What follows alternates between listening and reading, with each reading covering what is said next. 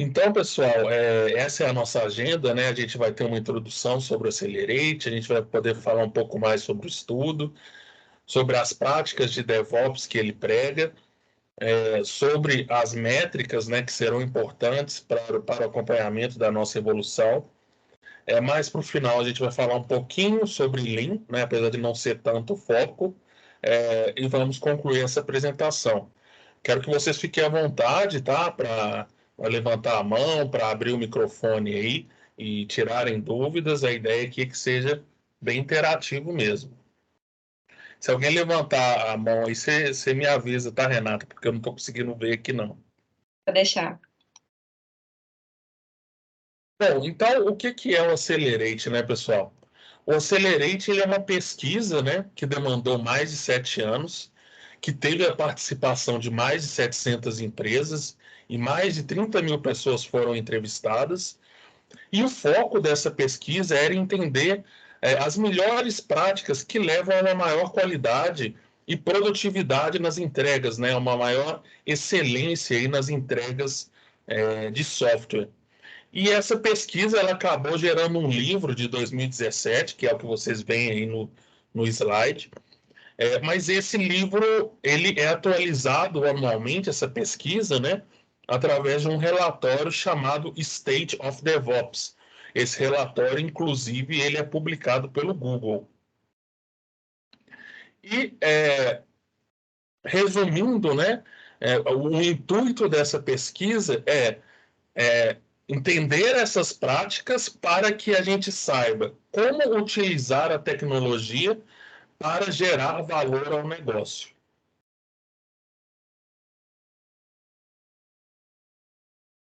E falando um pouquinho mais sobre o estudo, né, aqui tem um gráfico sobre a distribuição dele, então a maior parte da pesquisa foi feita ou na América do Norte ou na Europa, né, mas também tiveram outros países como da América do Sul, da África, da Oceania, da Ásia, né?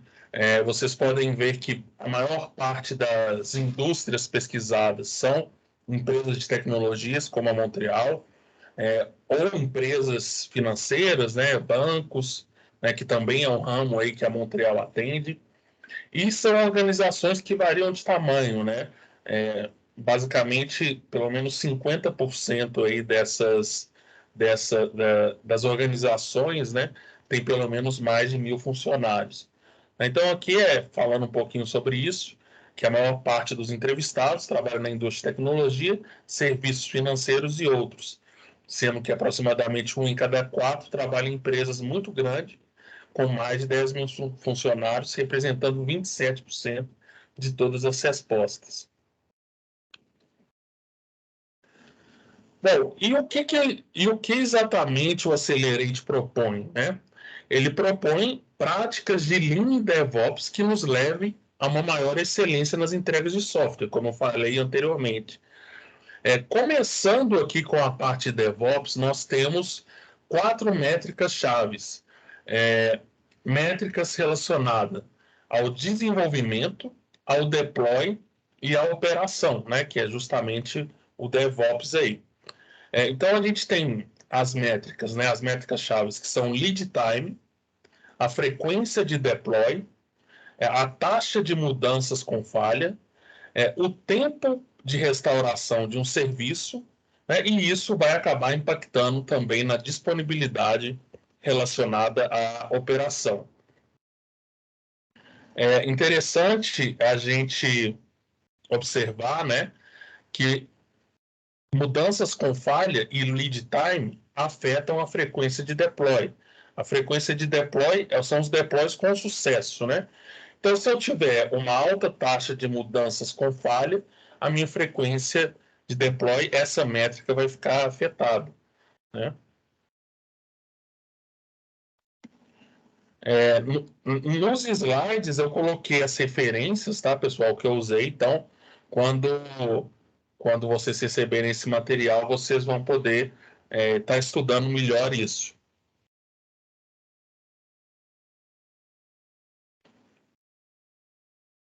Bom, essas 4 métricas chaves, elas são métricas de performance.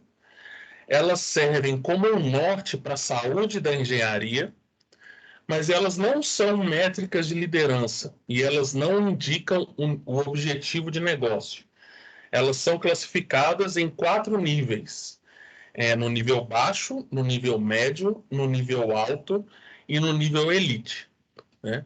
E essas métricas, apesar de elas não serem métricas que indiquem o objetivo de negócio, elas são métricas que, quando estão no nível alto ou no nível elite, ela tem 2 vezes mais chances de impactar objetivos não comerciais, como quantidade de produtos e serviços, eficiência operacional, qualidade dos produtos e serviços, os objetivos organizacionais, né? Apesar das métricas não serem diretamente relacionadas aos objetivos organizacionais, elas podem impactar positivamente esses objetivos, assim como podem impactar os objetivos comerciais, como produtividade, lucratividade, fatia de mercado e número de clientes.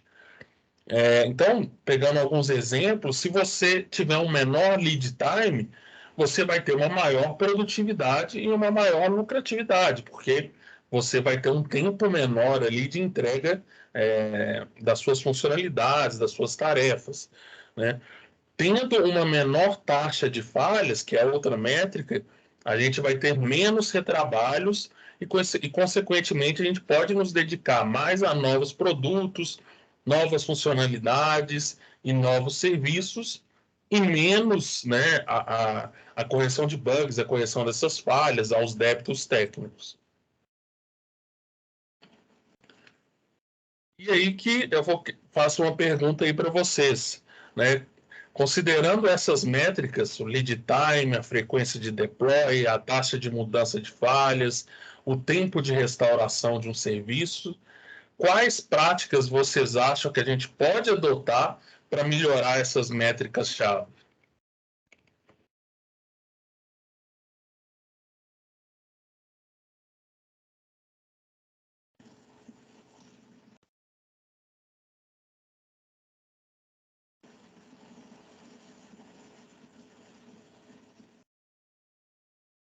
Fique à vontade para responder, tá, pessoal? Sem pressa.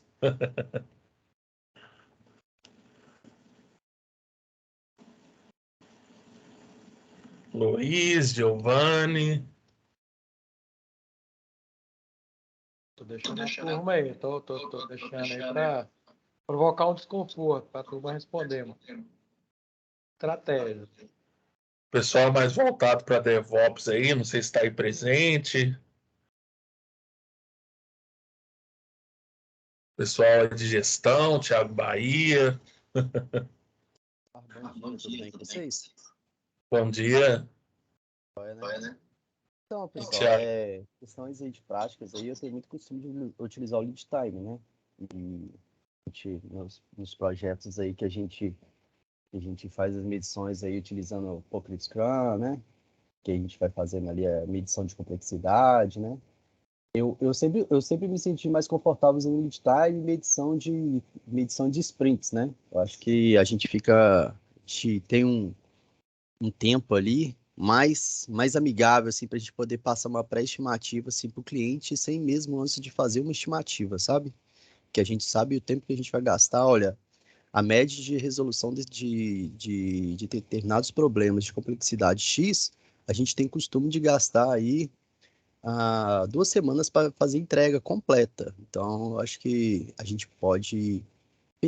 No caso, eu gosto de trabalhar desse formato, né? Eu acho bem interessante. Legal, Thiago. Tem outras práticas aí que podem dar um maior foco para o time, né? Você tem uma limitação de WIP, por exemplo, né? Ô Marcos, bom dia a todos aí. Bom Só dia. comentar que eu entendo que não é uma só métrica, né, vai indicar e vai nos orientar ali para a melhor prática, mas eu acredito que cada uma delas consegue indicar, né, um gargalo, consegue indicar uma deficiência e consegue indicar um ponto de ataque, né, uma ação. E o conjunto delas consegue né, fazer com que a gente tenha melhoria contínua. E, por exemplo, né, um lead time aí pode indicar, né, uma deficiência, por exemplo, nas estimativas, né? O porquê que isso está acontecendo. É uma deficiência técnica, é uma deficiência da falta de conhecimento da prática da estimativa. Então, eu acho que para cada uma delas consegue gerar ali um ponto de alerta para uma ação a ser tomada. Exato. Ô Marcão, na verdade, assim, você também está nessa pergunta, assim, o que pode fazer para melhorar a métrica do ponto de vista assim, de baixar, né, por exemplo, um lead time, né? A pergunta é nesse sentido, qual prática podemos fazer para ter um lead time menor, para ter entregas mais frequentes? Exatamente, é nesse sentido. Assim, práticas, né? Assim, eu acho time, tá? Como a é frequência de deploys, né? O número de deploys que a gente isso, faz, a taxa de mudança com falha. exatamente. Assim, cara, a gente tem assim várias práticas, né? Práticas aí no próprio ágil, né? No Scrum, no DevOps, né? Mas, por exemplo, para você ter, né, vou citar um exemplo aí no caso aí de baixar, né, o lead time, né? Ou seja, você fazer uma entrega com um tempo menor, né? Porém aí com mais qualidade, né? A própria assim, a variação do código, né, com frequência, né, utilização de ferramentas que permitem, né, integração contínua, né, onde você vai ganhar tempo ali com publicações, automação de testes unitários. Então, tudo isso aí eu acho que pode e contribui para baixar, por exemplo, né, um lead time, tá? Então, eu acho que essas são algumas práticas aí, obviamente que eu estou falando de uma forma bem genérica, né? Que ela se desmembra aí em muito mais itens, mas eu vejo como práticas aí que podem colaborar aí para práticas, né? Que podem colaborar aí para a gente para melhorar, né? As métricas, né? Ou seja, a gente pode ter métricas lá com lead time de 50 dias, eu quero baixar esse lead time, quero melhorar essa métrica, então seria, né, um investimento aí nessas práticas. Perfeito, Bolivar, é isso mesmo. E o intuito aqui, vocês vão ver que a gente vai ter oportunidade de explicar essas métricas chaves, né, essas 4 métricas chaves, e a gente vai poder falar sobre as práticas que a gente vai adotar, principalmente, o foco dessa apresentação é justamente esse, para melhorar, para impactar positivamente essas métricas, para que no fim a gente tenha uma maior excelência nas entregas de software, nas entregas dos nossos produtos. Beleza? Alguém quer acrescentar alguma coisa? Só concluir aí, Marco. Pegando essa fala, eu estou escutando o retorno aqui, não sei se fala. Ah, melhorou. Eu sei que você está sem microfone, né? Aí ele dá um retorno. Mas só para complementar e fechar essa fala sua, né? De buscar essa excelência, o Bolivar comentou também, o próprio Tiago. Às vezes pode parecer uma palavra difícil, né? Métricas-chave, nossa, complexo isso aí, né?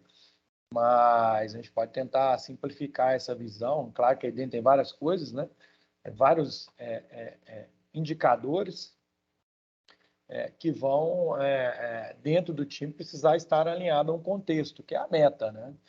Mas, independente disso, tentando simplificar um pouco a fala, a gente tem que pensar o seguinte, né? O que eu preciso adotar dentro de um pipeline aí de uma fábrica de desenvolvimento de software para reduzir aí, eu gosto sempre de falar de 4 dimensões, né? Custo, capacidade, tempo e qualidade, né? Então, de alguma forma, qualquer métrica dessa, ela tem que nos apontar se estamos indo no caminho de, poxa, né, estamos reduzindo o custo necessário para desenvolver os itens dentro daquela sprint. Como que é isso? Poxa, eu não fico perdendo tempo fazendo atividade repetitiva, né? E eu produzo poucos bugs no meu desenvolvimento. Eu pego a maioria desses bugs com práticas ágeis voltadas ali para testes unitários, e eu não deixo isso chegar lá na frente, né? Eu já debato e discuto as mudanças ali dentro da própria sprint, a gente consegue suportar e trabalhar com as mudanças, né? Então, só falando na parte de custo, né, gente? Aí pegando a parte de capacidade, né? Poxa, hoje eu tenho 3 pessoas dentro da squad, elas estão conseguindo atender, entregar aquela necessidade, e ela está dentro do story points que foi, né, medido, mensurado e colocado dentro da sprint. Então, legal, não estou errando isso, porque se eu errar, né, isso vai me afetar, eu vou ter que colocar mais pessoas, isso vai mexer na capacidade necessária daquele time ali. Às vezes a gente não tem isso.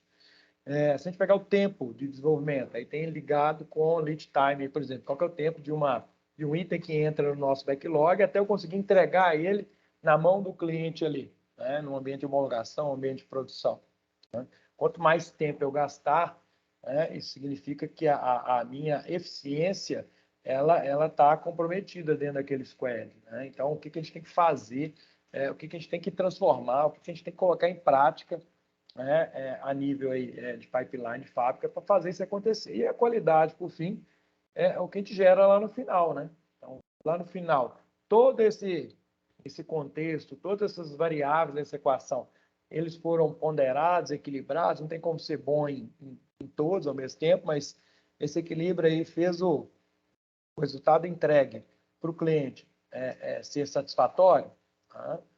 E não só isso, né? O time está trabalhando com a qualidade mínima necessária, ou seja, estão todos felizes ali com aquela entrega, né, com a forma de trabalho. Então, acho que assim, vai passar muito por isso que eu comentei aqui. Estou tentando fazer um de par aí, de algumas coisas que foram faladas, mas esse eu acho que é o intuito, vamos dizer, o valor de tudo isso que a gente quer levar à frente, que eu acredito que vai apresentar aí. Exato, e cabe ressaltar que o Accelerate ele não se limita a essas 4 métricas-chave. No próximo slide, vocês vão poder perceber por que a gente está focando mais nisso, né? Porque foi um diagnóstico que ele nos dá, né? Nos dando prioridades no que a gente tem que focar. Mas ele também tem a parte de gestão Lean, de cultura organizacional, de gestão do conhecimento, aonde isso também vão ter suas métricas, vão ter os seus OKRs, né? Onde eu vou poder falar de forma um pouco mais superficial hoje, mas não é o foco dessa apresentação. Possivelmente a gente vai ter que ter uma outra, né, um pouco mais para frente, com esse foco específico. Então, justamente passando aqui, né, essa aqui seria um diagnóstico da onde que a gente está com relação ao Accelerate como um todo, né? Essa pesquisa vocês vão poder fazer, tá? Se vocês quiserem, tem aqui o link deles. Ele faz algumas perguntas, né, relacionadas ao nosso lead time, a frequência de deploy, a taxa de mudanças com falha, enfim, essas métricas que a gente falou. E a Montreal aqui, no caso eu respondi, né, representando a Montreal, está aqui no nível médio, né? E para empresas de nível médio, o que é recomendado que a gente priorize, o que é recomendado que a gente trabalhe primeiro, né? É justamente essa parte de arquitetura, essa parte de integração contínua, de entrega contínua, né? Que é essa parte de DevOps que vão impactar diretamente essas métricas que a gente falou. Às vezes, para empresas que estão num nível um pouco mais avançado, ele vai recomendar que você trabalhe um pouco mais a cultura, né, a parte de gestão do conhecimento, né, a parte de gestão Lean, né, mas para o nível que a gente está, o recomendado é que a gente comece focando nas melhorias desses itens específicos, tá? Então, aqui tem as referências e embaixo aqui é o link do resultado, tá? Então, vocês vão ter algumas informações adicionais sobre o resultado específico para Montreal dessa pesquisa. Beleza? Bom, então, falando especificamente dessas métricas voltadas mais aí à parte de DevOps, voltado aí mais à parte que a gente tem que priorizar, né? Falando primeiramente da frequência de deploys, que quantas publicações, né? Qual é a frequência com que eu consigo disponibilizar um software em produção para o meu cliente. Como eu falei, ele vai ser dividido em quatro avaliações, né? Baixo, médio, alto e elite, aonde se eu tenho uma frequência de deploy de 1 a 6 meses, eu estou no nível baixo. Se eu tenho uma frequência de deploy de 1 a 4 semanas, eu estou no nível médio. E se eu tenho uma frequência de deploy de 1 a 7 dias, eu estou no nível alto. E se eu consigo fazer o deploy sob demanda, eu estou no nível elite, né? Cabe ressaltar que existe, né, uma diferença de aproximadamente 208 vezes mais deploys de empresas que estão no nível elite para o nível baixo. Eu acredito que na maior parte dos cenários da Montreal a gente esteja aqui no nível médio, em alguns pode ser que a gente esteja no nível alto. E fazendo esse trabalho de arquitetura, a ideia é que inicialmente a gente possa, para todas as nossas iniciativas, atingir o nível alto, mas como esse é um processo perene, é um processo de melhoria contínua, a ideia é que em algum tempo a gente consiga atingir o nível elite. Mas não adianta só trabalhar questões como entrega contínua, né, ou integração contínua. A gente também tem que resumir alguns gargalos que a gente encontrar. Então, o que às vezes pode impactar que eu tenha entrega sob demanda, né? A pessoa acabou de comitar aquele código ali, ele já suba para a produção imediatamente. Então, a gente pode pensar, por exemplo, em resumir a questão do processo de aprovação de mudanças, né? Hoje a gente tem aí um processo de FRM que pode ser otimizado, né? Então, é justamente o que a gente vai falar no próximo slide. Quais são as práticas que a gente pode adotar para melhorar essa frequência de deploy? Então, aqui a gente lista algumas delas, né, que é a automação de build, a entrega contínua, os testes automatizados, como o Giovanni falou, a diminuição de processos manuais, a gente conseguir simplificar os processos de aprovação de mudanças, né, no nosso caso, as FRMs, a gente ter um menor WIP, né, a gente ter uma limitação do WIP, que é o trabalho em progresso, né, para que você tenha um maior foco ali dos desenvolvedores nas tarefas que estão sendo executadas, que você possa identificar gargalos e impedimentos com maior facilidade. Você tem que ter pequenos deploys, né? E até para que você tenha uma melhor gestão desses pequenos deploys, para que você consiga alcançar esses pequenos deploys, você tem que ter uma gestão de configuração otimizada, seja através de um Git Flow, né, que está representado aqui. Então, a gente cria brands separados para as features que a gente vai desenvolver. Ou uma outra prática, que para mim é a evolução do Git Flow, que é o Trunk-Based Development, né, mas que exige uma maturidade um pouco maior do time, pois você não tem tanto essas separações dos brands, né? É como se todo mundo estivesse trabalhando ali na trunk. E aqui também, né, eu tentei exemplificar nas imagens os itens mais importantes para aquela métrica específica.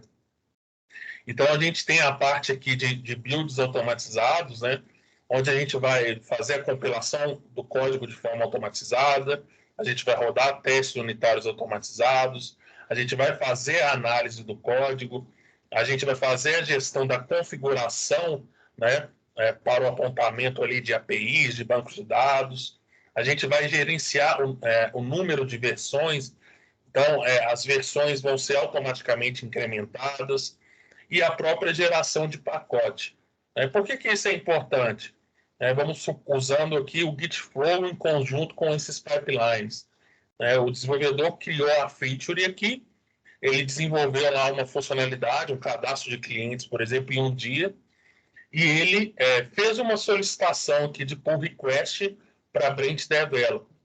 Você já vai ter uma série de políticas automatizadas que vão rodar quando esse merge é realizado. Então, ele já vai compilar o código, já vai analisar o código. Se todas essas políticas estiverem de acordo, ele já vai gerar a versão e disponibilizar em homologação, né? Isso pode acontecer de forma automática, sem ter que uma pessoa gerar essa versão. Então, a cada feature que cada desenvolvedor sobe, todo esse processo já é feito de forma automática, fazendo essas validações, gerando essa versão e notificando as pessoas responsáveis, né? No caso de um ambiente de homologação, pode estar notificando aí o analista de teste responsável, por exemplo. E mesma coisa na questão da entrega contínua, né? Você já, em disponibilização de ambientes de produção, você já faz todos os apontamentos corretos para aquele ambiente, todo o deploy do banco de dados, o deploy da própria aplicação ou das APIs associadas. Você tem a parte de testes de interface automatizado e você tem a própria parte de aprovação. Nos próximos slides a gente vai poder falar um pouco mais sobre isso, que é justamente tentando resumir, né, essa parte da FRM. Então, unindo todas essas práticas, a gente vai conseguir impactar positivamente a frequência de deploys. Eu vou conseguir disponibilizar mais vezes o meu software num período menor de tempo.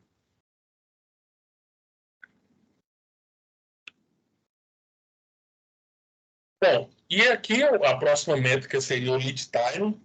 O lead time para mudanças, falando especificamente no contexto do Accelerate, seria o tempo entre que o código está comitado e o código está em produção, tá? Então, você tem, para o nível baixo, a empresa demora de 1 a 6 meses entre o código comitado e o código está em produção. No nível médio, de 1 a 4 semanas. No nível alto, de 1 a 7 dias. E no nível elite, menos de um dia, né? Também tendo uma diferença aí considerável, né? De até 106 vezes mais rápido. O que a gente pode fazer relacionado ao lead time para que a gente alcance esse nível elite? Vocês vão ver que algumas práticas são comuns entre essas métricas, né? Por exemplo, a própria automação de build, a entrega contínua, os testes automatizados, a diminuição dos processos manuais, o processo de aprovação de mudanças de forma resumida, o menor WIP, a gestão de configuração otimizada. E aqui eu procurei destacar as práticas que impactam mais diretamente essa métrica, né? Então, no processo de aprovação de mudanças, essa imagem é justamente como a gente pretende fazer isso usando a nossa ferramenta de gestão do ciclo de vida do desenvolvimento de software, que é o Azure DevOps, né? Que é permitir que essa aprovação aconteça diretamente pela ferramenta. Então, atualmente, a gente tem um processo um pouco mais burocrático, né? A gente tem que abrir um chamado, em alguns casos, a gente tem que mandar um formulário para o cliente preencher e assinar, o cliente tem que retornar esse formulário, e aí sim a gente faz esse processo de publicação e ainda faz, em muitos casos, de forma manual, né? Então, a ideia é você ter a entrega contínua para que a publicação aconteça de forma automatizada, né, o deploy aconteça de forma automatizada, mas que isso aconteça também com a gestão de aprovação, né? Então, a gente pode definir aqui que num ambiente de produção, um cliente específico seja o aprovador, né? Então, antes dele aprovar, eu já vou ter ali o meu aplicativo pré-compilado, pronto para ser publicado. Ele vai simplesmente entrar na nossa plataforma, confirmar essa aprovação e a versão vai ser gerada em produção de forma automática. Então, você acaba resumindo aí bastante, simplificando aí bastante o processo de aprovação de mudanças, né, de subida para a produção dos nossos produtos, dos nossos projetos. Não só isso, como a gente também consegue automatizar o horário também, né, Marcos? É importante falar isso também. Porque a gente pode colocar, não, beleza, após aprovação, às 18 horas pode ocorrer a mudança no sistema. Ou às 22 horas, e aí. Perfeito, Felipe, isso mesmo. Né? A gente tem configurações adicionais, até aqui na imagem tem essa configuração, né? Do tempo que você vai demorar para realizar essa publicação após a aprovação. Então, você pode agendar para rodar de madrugada, por exemplo, para você diminuir algum risco aí de acabar indisponibilizando o serviço por algum período, né? Porque por mais que o deploy automatizado ele seja mais imune a erros, né? Não necessariamente não vai acontecer nunca alguma indisponibilidade, né? Então, esse agendamento pode ajudar sim nesse sentido. E um outro item importante que também a gente tem na nossa ferramenta, que é a limitação do WIP, né? Onde você pode limitar para cada fase do seu desenvolvimento quantas tarefas podem estar em andamento ao mesmo tempo. Aí você pode ter configurações adicionais, né? Você fazer isso por desenvolvedor, né? Cada desenvolvedor só pode ter 2 tarefas em andamento, ou apenas uma. Isso acaba evidenciando muito quando você tem algum impedimento, né? Porque, às vezes, o que acontece o desenvolvedor está com impedimento. Em vez dele levantar a mão, ele pega uma outra tarefa e deixa aquela para depois na fila. Então, quando você limita o WIP, você acaba evidenciando com mais facilidade esses impedimentos. Além de você trazer um maior foco para o time, né, em trabalhar em uma coisa de cada vez. A gente sabe que isso aí já é um consenso, né?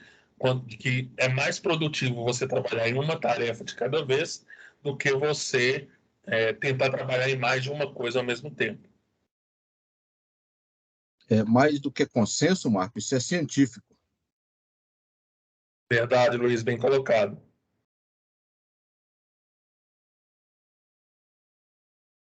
Bom, seguindo aqui, a próxima métrica é a taxa de mudanças com falhas. Então, desses deploys, né, que eu estou subindo, qual a porcentagem deles que está indo com falhas, né?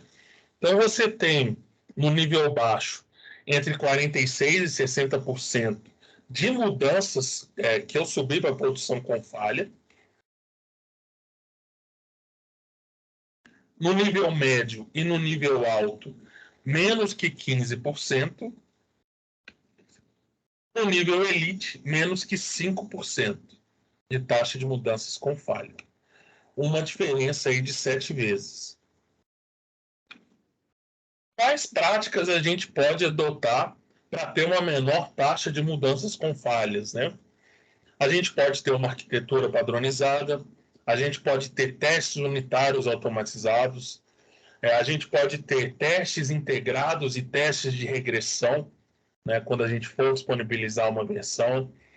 A gente pode trabalhar com massas de teste mais próximos daquelas que são reais, mais próximas daquelas que estão no ambiente produtivo, né? Às vezes os dados que estão em homologação, eles são tão diferentes de um ambiente de produção que você não consegue ter um teste parecido com o que vai acontecer, com os comportamentos que vai ter quando esse software for subir para a produção.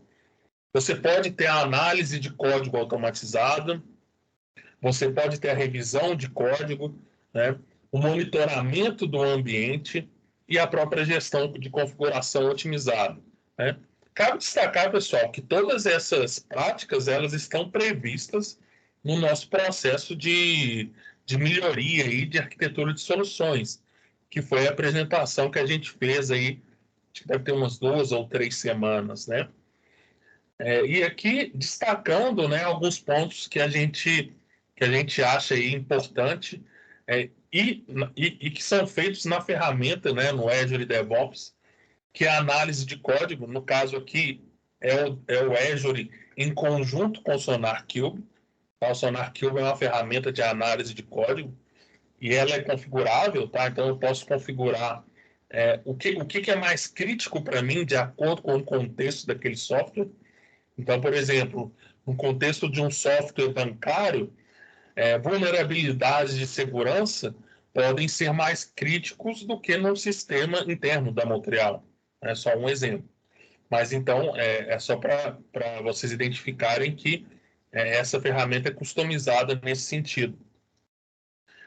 A própria parte de arquitetura, né, de você ter uma arquitetura padronizada, de você ter componentes reutilizáveis.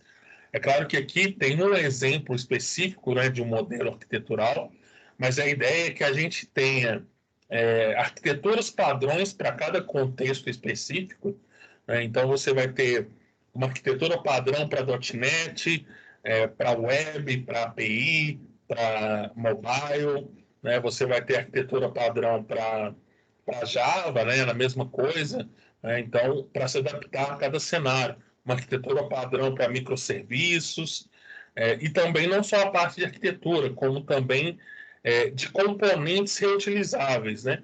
Se eu tenho componentes ali que já foram testados e eu posso reutilizá-los com maior facilidade, além de ter uma maior agilidade no desenvolvimento, eu tenho uma maior confiabilidade de que esses componentes não vão falhar em produção e acabar impactando essa taxa de mudanças com falhas.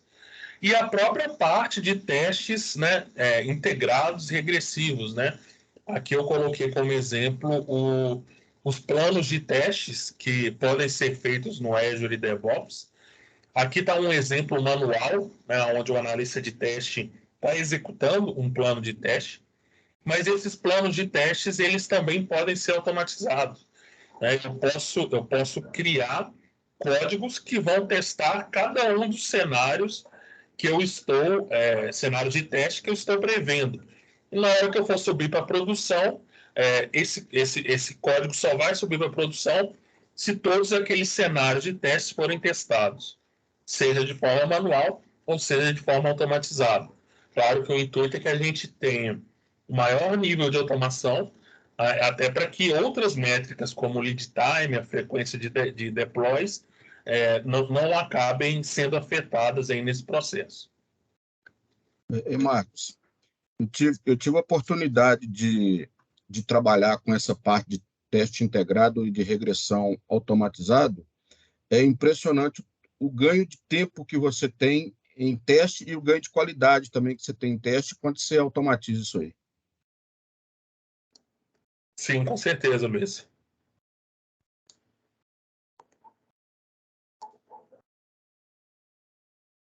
É meio assim, teste que você gastava aí 12 horas, você passa a gastar 2 horas. A proporção é mais ou menos essa. E isso acaba afetando diretamente, né, a frequência de deploy, o lead time, né? Só aí o seu lead time diminuiu 10 horas. Exatamente, exatamente. Então, além de eu diminuir a taxa de mudanças com falha, porque o meu código foi testado, né? Como ele estava automatizado, eu consegui diminuir o lead time e consegui aumentar a frequência de deploys.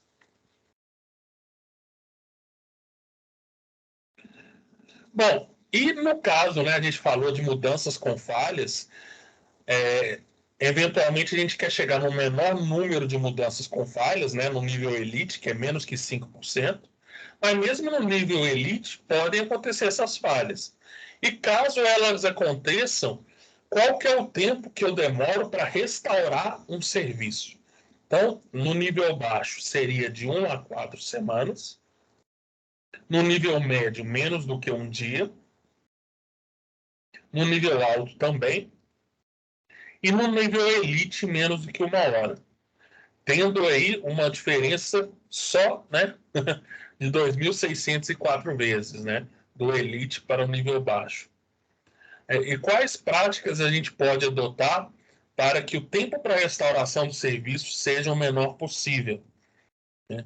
A gente pode ter entrega contínua, a gente vai ter um monitoramento do ambiente, a gente pode ter políticas automatizadas para validação do ambiente, políticas automatizadas de recuperação de desastres, suporte ao cliente, deploy blue-green, né? Então, aqui eu estou exemplificando, através dessas imagens, algumas dessas práticas principais para que a gente diminua o tempo para restaurar o serviço. Então, pegando aqui, isso aqui são imagens do próprio Azure, tá?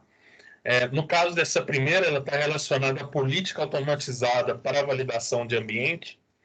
Então, vamos supor que eu estou subindo com uma aplicação que ela depende de uma API ou de um web service disponibilizado por terceiros, né? Na Montreal, a gente tem alguns cenários que isso acontece, né? Então, antes de subir para a produção, eu quero testar se essa API ou se esse web service está disponível, né? Então, você tem aqui os gates, né? Que é justamente para isso, para fazer essa validação. Então, dentro do processo de entrega contínua, você vai ter esse passo onde você vai fazer a chamada num API REST ou fazer uma chamada num web service e somente caso eles estejam disponíveis que a publicação acontecerá. Se eles não estiverem disponíveis, você vai ser notificado, né? Porque a sua aplicação depende dessa API ou depende desses web services para que ela seja disponibilizada. Mesma coisa para políticas automatizadas de recuperação de desastres, né? Que também é uma telinha que a gente tem no Azure DevOps, né? Então, aqui você pode escolher eventos, né? Então, por exemplo, se o deploy da aplicação falhar, o que ele vai fazer? Ele vai tentar fazer o deploy novamente, ele vai tentar apontar para um novo ambiente. Então, você vai ter uma série de eventos aqui que você pode configurar. A aplicação foi feito o deploy com sucesso. O API também, mas o banco de dados falhou. Eu tenho algum banco de dados de backup para que eu, né, possa disponibilizar a versão, mesmo tendo o meu banco de dados falhado, né? Ou a gente pode usar as práticas do Blue Green, né? Eu tenho um ambiente reserva ali, né? Então, eu tenho que eles chamam, né? Tem um ambiente verde, que é onde está apontada a aplicação atualmente, e tem um ambiente azul, né? Que é a versão que eu estou publicando. Se a virada para esse ambiente azul falhar, eu posso automaticamente configurar usando o Azure DevOps que o apontamento, né, da versão em produção seja voltado para aquele ambiente original, né, para aquele ambiente verde.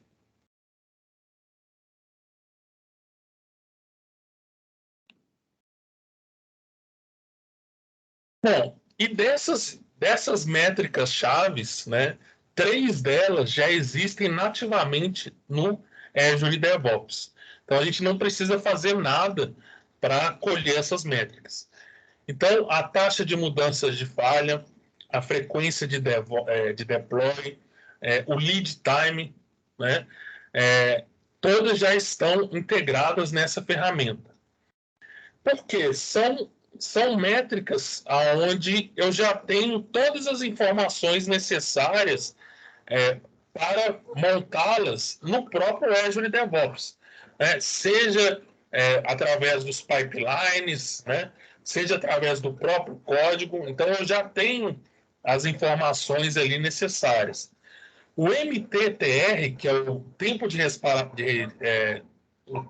restauração de serviço, ele exige uma customização das métricas, visto que devem ser consideradas outras variáveis, né, como o tipo de ambiente, se é nuvem, se é on-premises, porque eu tenho que medir o tempo que ficou em manutenção, né, o MTTR, né, a taxa, o tempo de restauração de serviço, ele é o tempo total de manutenção dividido pelo número de reparações. Ou seja, são informações que nem todas estão no Azure DevOps. Né? Algumas dependem do ambiente, algumas às vezes podem depender até de quem está atuando ali naquela resolução do problema. Então, é uma métrica aí que a gente teria que customizar, mas o Azure, ele nos dá ferramentas nesse sentido, de construir dashboards customizados de criar gateways para que eu possa buscar informações de outros locais que não seja dentro da própria nuvem da Azure. Desculpa. Bom, mas como eu falei, né, o Accelerate, ele não se resume apenas a essas métricas, apenas às práticas de DevOps, né? Ele também possui práticas adicionais de gestão Lean e capacidades culturais, né? Então, aqui a gente tem principalmente a cultura organizacional de Weston, né? Que é uma cultura de confiança, de autocooperação, de segurança a erros, é uma cultura voltada ao aprendizado, a riscos compartilhados, a gestão de conflitos, a novas ideias que são sempre incentivadas e implantadas, né? E essas práticas culturais, elas têm os seus próprios OKRs, as suas próprias formas de medição, tá? Que não é o foco nesse momento, principalmente pelo aquele diagnóstico que a gente fez e que a gente exibiu lá no início da apresentação. Mas que, eventualmente, em algum momento, a gente vai ter que focar nisso, né? Então, unindo esses pontos, né? Unindo uma cultura organizacional de confiança, de autonomia, de auto-organização, que é a cultura organizacional de Weston, aliado, né, às melhores práticas, aos melhores padrões que a gente viu, você acaba tendo aí, além de uma maior excelência nas entregas, uma maior satisfação do cliente, uma melhora na satisfação laboral, né, das pessoas que estão trabalhando, os colaboradores da Montreal, e, consequentemente, uma diminuição do burnout, da taxa de turnover. Né? Então, o Accelerate, ele abrange todas essas capacidades, não apenas capacidades técnicas, mas capacidades culturais também.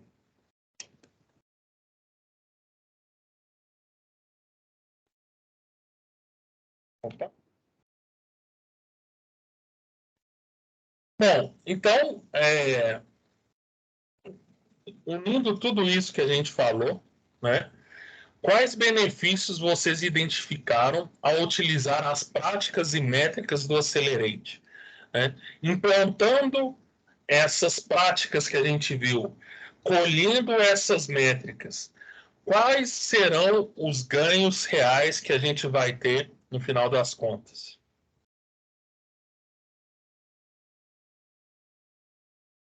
Primeiramente, acho que vai melhorar demais a questão de deploy 1000 vezes, questão do ambiente também 1000 vezes, vai nos possibilitar criações de uma maior confiança da parte do desenvolvedor com a parte de infraestrutura, vai unir esses setores mais, eu acredito eu, vai ter um ambiente, né, tendo ambiente de teste também, acho que vai integrar muito bem, e a tendência é melhorar todo o ambiente e todo mundo sentir essa mudança de forma bem positiva, e inclusive o cliente, que é o mais importante. Então, vai ser muito benéfica, inclusive na gestão interna. Então, é sensacional. Verdade, Felipe. É que além do que tudo que você falou aí, né, até durante a apresentação você já falou de alguns não, de vários ganhos, vários benefícios, eu vejo um ponto importante aí também, que é a questão da organização. Porque se você está trabalhando num ambiente mais organizado, o ambiente fica mais fácil de gerir. Se está mais fácil de gerir, faz com que as coisas fluem melhor, entendeu? Então, só para acrescentar, além de todos que você já falou durante a apresentação aí, e que inclusive eu até interferi um pouco aí, citei algumas, que é o ganho de qualidade e rapidez nos testes e, consequentemente, diminuição do lead time, que você completou. É isso aí. Marcão, Boa.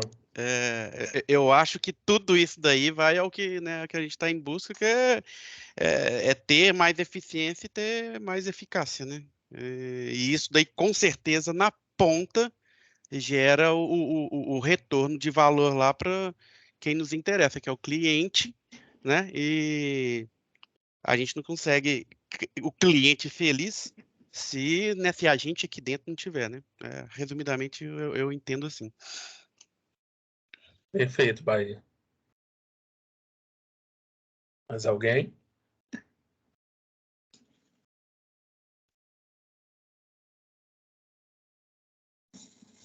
Bom, é exatamente isso, né? Que o Luiz, Bahia, o Felipe colocaram.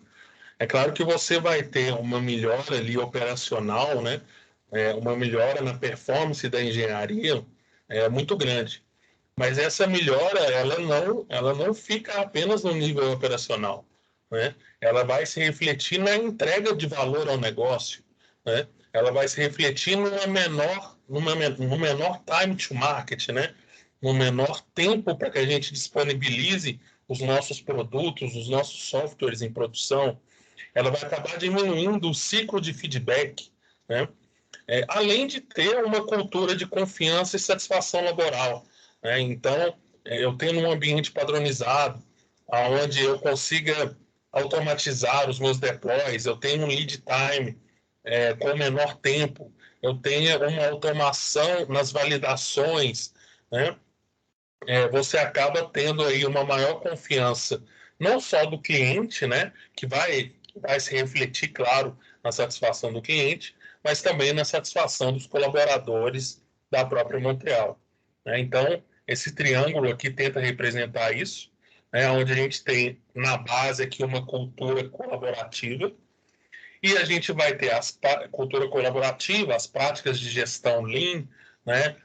As práticas de gestão do conhecimento. A gente tem aqui no lado da pirâmide as práticas de DevOps, as 4 métricas chaves, né? As práticas que a gente tem que fazer para tentar atingir um nível elite.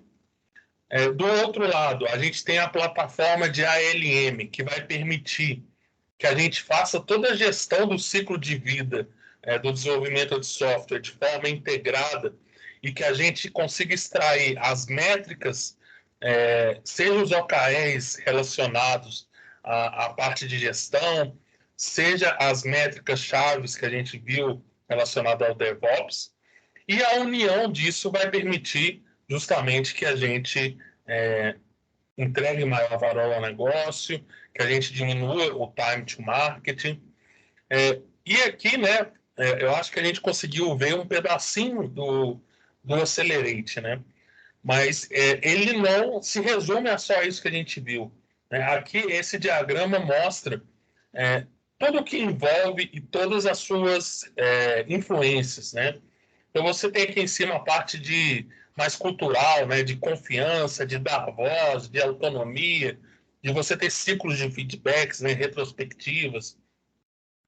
E isso afeta o ambiente, a cultura e o ambiente de trabalho, né, a performance da organização. Você tem aqui do outro lado o desenvolvimento de Lean, né, as aprovações de mudanças, que a gente tem que ter um processo mais limpo, um processo de aprovação de mudanças mais leve. A gente tem que ter na parte de gestão Lean, a parte de limitação do WIP, né? Uma gestão visual, né? Que o próprio Azure também nos dá, que é o quadro Kanban, o feedback do cliente do que está em produção.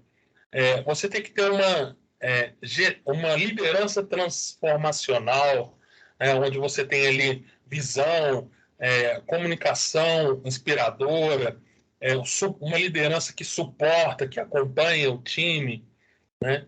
E você também tem as práticas técnicas, né, que foi principalmente o foco da apresentação de hoje. Automatização de testes contínuos, automatização de deploy, controle de versão, trunk-based development ou Git flow, gestão de dados, né, para testes, monitoramento, arquitetura pouco acopladas, né? Notificações proativas, times empoderados, gestão na mudança de bancos de dados, integração contínuas, manutenibilidade de código, né? Entrega contínua, né? Tudo isso vai impactar em você ter menos dores na hora de publicar uma versão, né? Você ter menos burnout por parte do time, você ter menos retrabalho, né? Então, a gente viu uma pequena fatia do Accelerate, mas o Accelerate envolve tudo isso aqui, né? Não só as práticas técnicas, mas as práticas de liderança transformacional, as práticas de gestão Lean, as práticas culturais, né, de confiança, de autonomia, de feedbacks contínuos. Mas a gente restringiu aqui um pouco as práticas mais técnicas, né, até porque não daria tempo de falar sobre tudo, e também, pois, vai ser o nosso foco inicial no trabalho que a gente está realizando de melhoria contínua para a fábrica, né? É claro que é um trabalho que vai envolver essas partes mais culturais, essas partes mais de liderança, né? Essa parte mais de gestão, mas que inicialmente, como a gente viu, né, naquele diagnóstico, para organizações como a Montreal, que estão no nível médio, desculpa, pessoal, que estão no nível médio, é interessante que a gente foque inicialmente nessas capacidades técnicas, né? Mas isso é uma escada, né? Esse é o primeiro passo dessa escada rumo a essa evolução para que a gente seja considerado uma organização no nível elite, tá? E só para vocês saberem, boa parte das referências aqui vocês vão ver é o próprio Google que nos dá essas referências, né, no Google Cloud. E o Google não só divulga essas práticas, como ele também usa, tá? Então, tudo isso que a gente falou aqui são práticas usadas em Big Techs, né, em empresas de topo, como a Google. Bom, é isso, pessoal. Aí, gostaria de agradecer e saber se tem mais alguma dúvida com relação aí ao que a gente falou.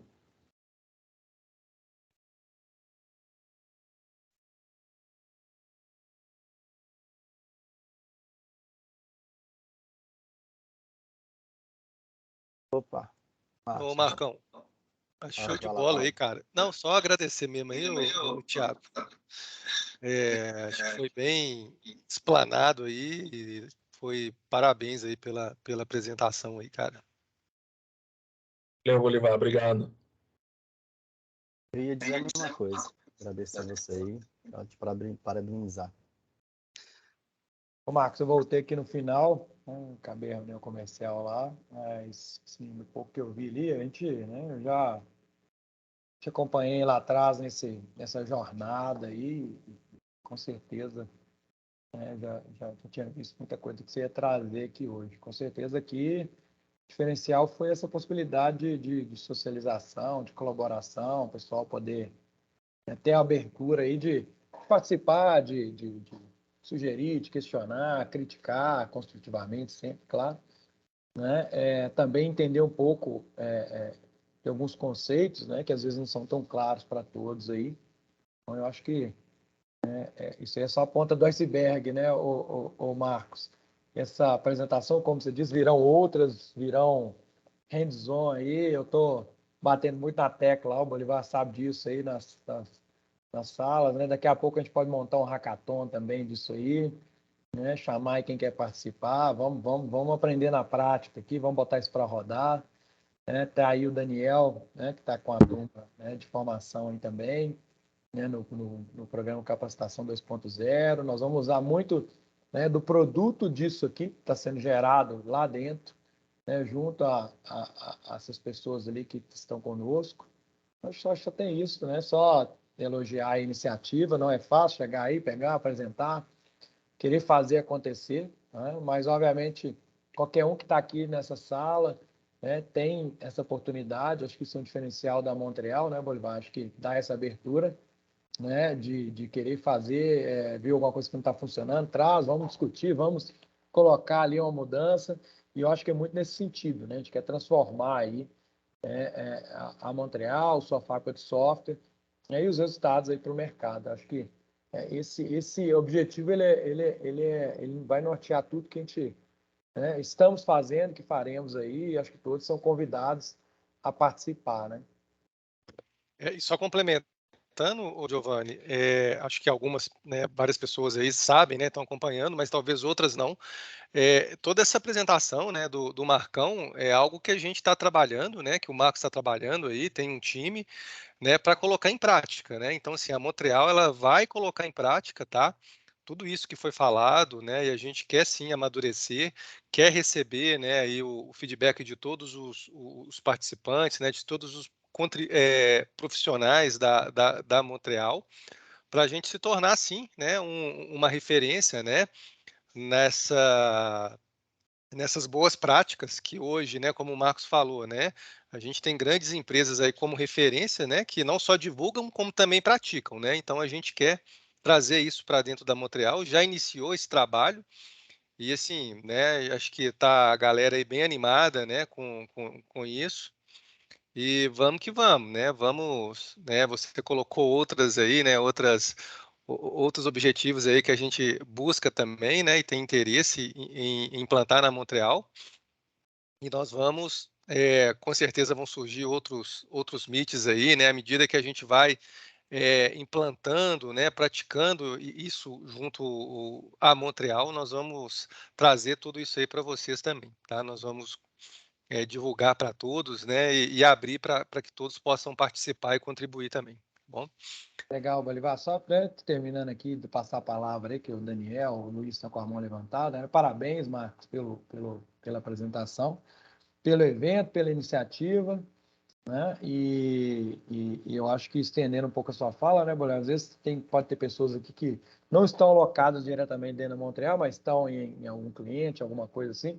A ideia também, de alguma forma, a gente levar essa prática, essa experiência, para que essa pessoa seja um agente, uma agente de também transformar isso dentro dos nossos clientes, né?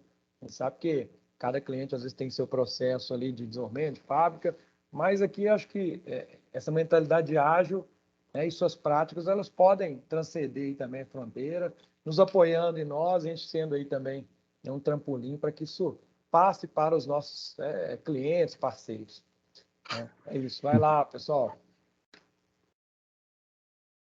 Valeu, Giovanni. Marcos, só primeiramente, eu sei muito bem como é difícil, né, criar um material, criar um assunto e falar para tanta gente ao mesmo tempo. Então, antes de mais nada, parabéns, muito bom assunto, muito bem explicado, muito bem didático, né, os seus slides. Depois eu vou ler com mais calma, vou ler aquelas referências que você disse que tem. É bem interessante realmente, parabéns. Gostei muito do assunto e gostei muito da explicação. E segundo, só uma curiosidade, eu tenho mais contato hoje com o pessoal da capacitação, que são os novos estagiários. Eu estou falando para eles sobre isso que você está fazendo, tá? Sobre essa nova forma de trabalho, a tecnologia DevOps, não sei o quê. Tá todo mundo animadíssimo de poder trabalhar com isso, tá? Não é não é pressão para você, mas tá todo mundo tipo, nossa, que legal, a gente já vai entrar no Azure, vai fazer com DevOps, já vai fazer tudo lá, e legal, e vai usar isso, não sei o quê. Assim, o pessoal está muito feliz, porque em faculdades, infelizmente, você não tem uma visão tão atual do mercado, coisas que são usadas, né? Então, eles estão pegando a parte acadêmica lá, e aqui eles estão felizes e contentes e super animados de poder ver uma coisa tão legal, tão nova, que é você que está, né, orquestrando tudo. E por isso também, meus parabéns mesmo. Eu estou muito animado para poder participar disso também. Só um adendo, né? Acho que o Bolivar até começou falando aí, mas tem todo o time aí, né, de arquitetura que vai estar focado nisso. Eu, o Alessandro, o Felipe Scarpelli, o Juliano, e isso vai ser levado para a realidade dos times, inicialmente dentro da fábrica de software, né, para o time de .NET, para o time de Java, para o time de capacitação, mas como o Giovanni também colocou muito bem, a ideia é que todos vocês que estão aqui, que estejam alocados em cliente, possam usar essas práticas, essas referências e essa experiência para estar levando isso, essa melhor experiência e essas melhores práticas para os nossos clientes. Legal. Fala, Luiz. Isso é mais para parabenizar mesmo pela iniciativa, pela aula. Você deu uma aula para nós aí agora de não só de DevOps, mas de uma série de coisas, né? Foi bem interessante mesmo.